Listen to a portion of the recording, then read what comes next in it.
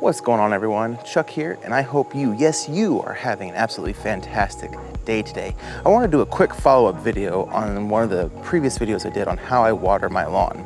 Now, I don't want to be one of those YouTubers that talks about something or preaches something but doesn't actually do it himself. And so I mentioned about the Tuna Can challenge, where you put out a tuna can just to see how much water you're getting in your irrigation system. And while I have done it, it's been since like October of last year was the last time I did it, and I was getting half an inch of water per session. So this morning before the session, I went ahead and put a tuna can out and ran my irrigation. And come to find out, section 1 or zone 1, the sprinkler goes here, and it waters from here to the mailbox, and then all the way down the flower bed. Without the overlap, I was only getting a 1/4 inch of water in that zone. And then it forced me to think, well, why am I only getting a 1/4 inch of water a zone? And then it occurred to me. Late spring, early summer, I had a Never Kink hose. And that hose, the water, the overlap went all the way to where the first zone ended, at its furthest point away. The furthest point away from the other zone, they would overlap. And that's where I would get the half an inch of water per session. Well, after I ran over the hose, I went and got one of those 0G hoses. And for some reason, those 0G hoses, and I noticed it, but they don't put out the same amount of water as the Never Kink hoses.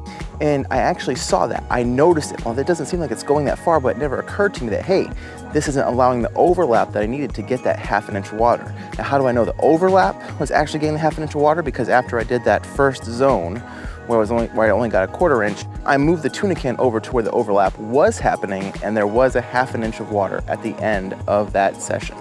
That's where I think my hashtag hands to soil, which you always see on my descriptions on the videos, is very significant with this situation. Because now, I didn't create the hashtag, I'm sure. I know I didn't create the philosophy, and the philosophy is get down in the lawn, get down in the dirt, and actually learn and see what's going on in your yard. What did you do when it's at its best? What happened when it was at its worst? That goes the same with the equipment and the gear that you use to work on your lawn. Obviously, not every hose is the same. Not every spreader is the same. Not every lawnmower is the same.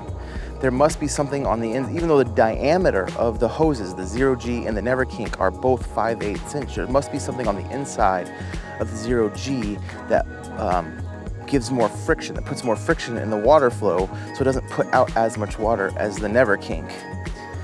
I noticed that, but it didn't click to my head, so I didn't do anything about it.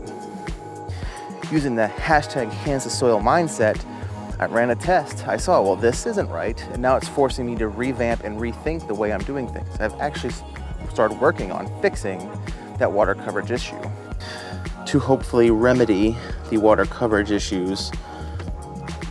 I got another Never Kink hose. So needless to say, I'm glad I did the Tuna Can challenge this morning, because it helped me realize that not everything was as good as I thought it was. Now I'm having to revamp and change a couple things to correct things in the future. That's it for this video. Like I said, I wanted to keep it short and sweet and to the point. So please like, subscribe, do all that stuff. Comment below. Tell me, is there a time that you bought a piece of equipment or something or changed one of your process and it made you change other things in your normal process? But anyway, I will see you guys all later, and I hope you have a great day.